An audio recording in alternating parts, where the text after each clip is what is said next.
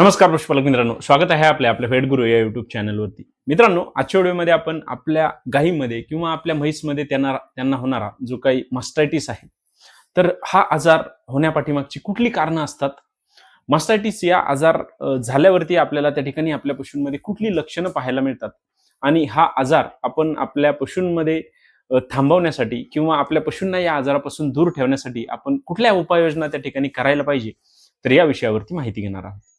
मित्रांनो, दुग्ध व्यवसायामध्ये सर्वात खर्चिक जो काही आजार असेल तर तो म्हणजे मास्टायटिस आहे. कारण मित्रांनो, ज्यावेळेस आपल्या गायीमध्ये किंवा म्हैसमध्ये आपल्याला हा आजार त्या ठिकाणी होतो, तर त्या ठिकाणी आपल्या पशूंचे जे काही दुधाचे उत्पादन आहे तर ते खूप जास्त प्रमाणामध्ये कमी झालेले असते. सोबतच आपल्या पशूंमध्ये त्यांच्यावरती होणारा जो काही खर्च आहे तर तो देखील खूप जास्त प्रमाणामध्ये होत असतो.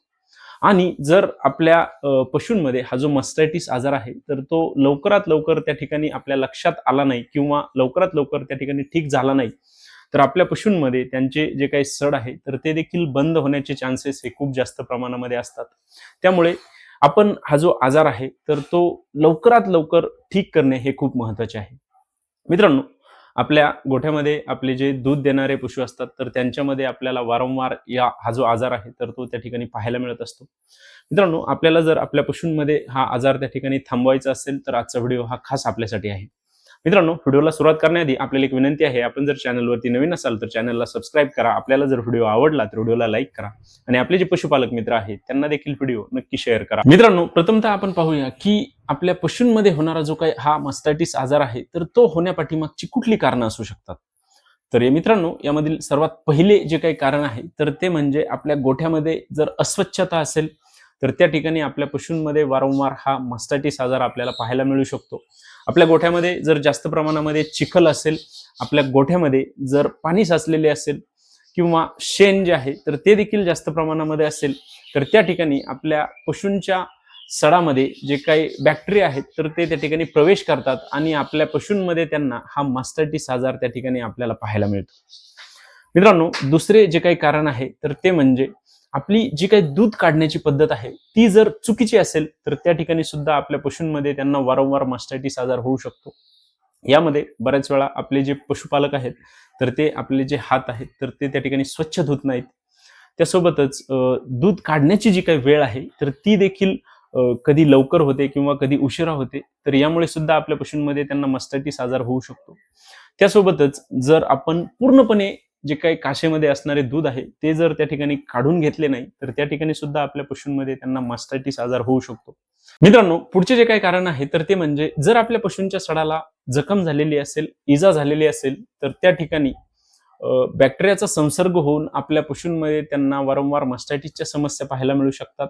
आपल्या गोठ्यामधील जी काही जमीन असेल ती जर जास्त कडक असेल किंवा त्या ठिकाणी कोबा असेल तर त्या ठिकाणी सुद्धा आपल्या पशूंच्या सडाला त्या ठिकाणी चिरण्या पडणे किंवा त्या ठिकाणी पाय पडणे किंवा दगड लागणे यांसारख्या समस्यांमुळे सुद्धा आपल्या पशूंमध्ये त्यांना मास्टायटिस सारखा आजार होऊ शकतो.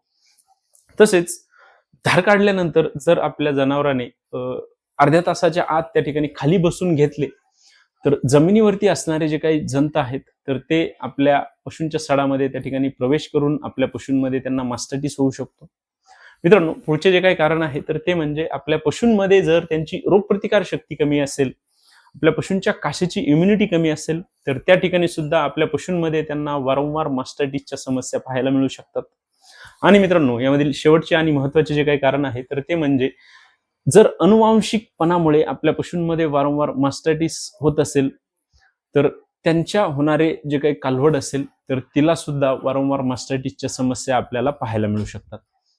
तर मित्रांनो, यांसारख्या कारणांमुळे आपल्या पशूंमध्ये त्यांना वारंवार मास्टायटिसच्या ज्या काही समस्या आहेत तर त्या होताना आपल्याला पाहायला मिळत असतात.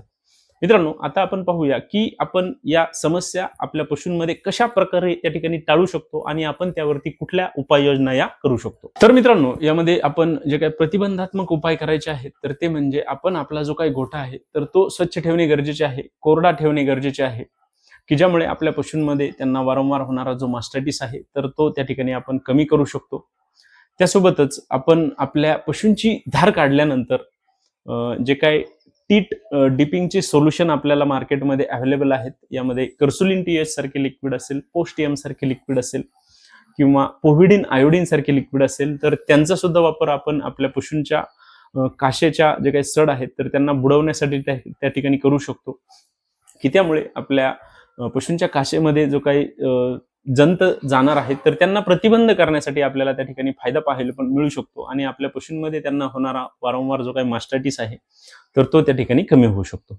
तसेच पुढची जी काही उपाययोजना करू शकतो तर ती म्हणजे आपण आपल्या पशूंची धार काढल्यानंतर त्यांना चारा जर त्या ठिकाणी खाण्यासाठी दिला तर त्यामुळे आपले पशु जे आहेत तर ते लवकर खाली बसणार नाहीत आणि आपल्या पशूंमध्ये त्यांना वारंवार होणारा जो काही मास्टायटिस आहे तर तो टाळण्यासाठी आपल्याला त्या ठिकाणी चांगला फायदा हा पाहायला मिळू शकतो.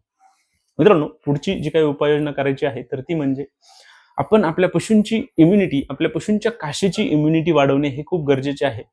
यामध्ये आपण व्हिटॅमिन ई असेल, सेलेनियम असेल तर यांसारख्या सप्लिमेंट्सचा वापर आपल्या पशूंमध्ये करायचा आहे किंवा आपल्याला जे काही व्हिटॅमिन एचचे लिक्विड मार्केटमध्ये येतात तर यामध्ये सुद्धा आपल्याला हे घटक त्या ठिकाणी पाहायला मिळतात, की ज्यामुळे आपल्या पशूंची ओव्हरऑल हेल्थ चांगली राहते, त्यांची इम्युनिटी वाढते, आपल्या पशूंच्या काशीची इम्युनिटी वाढते आणि त्यामुळे आपल्या पशूंमध्ये वारंवार होणारा जो काही मास्टायटिस आहे तर तो टाळण्यासाठी आपल्याला फायदा पाहायला मिळतो. मित्रांनो, आपल्याला जर आपल्या गायींमध्ये, म्हैसमध्ये वारंवार मास्टायटिसच्या समस्या त्या ठिकाणी येत असतील तर आपण जे काही प्रतिजैविके आहेत, अँटीबायोटिक्स आहेत तर त्यांचा वापर आपल्या पशूंमध्ये करू शकतो. यामध्ये जर बॅक्टेरियामुळे आपल्या पशूंमध्ये वारंवार मास्टायटिस होत असेल तर तो ठीक करण्यासाठी आपल्याला त्या ठिकाणी चांगला फायदा होऊ शकतो किंवा आपण लॅबमध्ये जाऊन आपल्या गायीचे असेल किंवा म्हैसचे असेल जे दूध आहे तर ते त्या ठिकाणी चेक करून आणू शकतो आणि एक्झॅक्ट आपल्या गायीला कुठले इंजेक्शन त्या ठिकाणी वापरायचे आहे तर त्याप्रमाणे आपण ट्रीटमेंट करून आपल्या गायींमध्ये किंवा म्हैसमध्ये वारंवार होणारा हा जो मास्टायटिस आहे तर तो त्या ठिकाणी टाळू शकतो.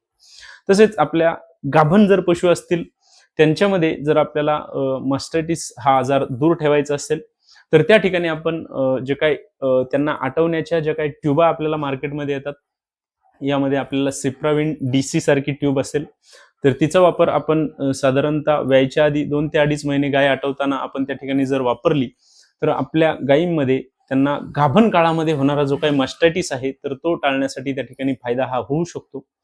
तसेच आपण त्यांच्यामध्ये व्हिटॅमिन एस लिक्विडचा सुद्धा वापर करू शकतो, की ज्यामुळे आपल्या पशूंच्या अडरची इम्युनिटी वाढवण्यासाठी आपल्याला फायदा हा पाहायला मिळेल. तर मित्रांनो, यांसारख्या उपाययोजना आपण आपल्या पशूंमध्ये करून आपल्या पशूंमध्ये वारंवार होणारा हा जो मास्टायटिस आजार आहे तर तो त्या ठिकाणी दूर ठेवू शकतो.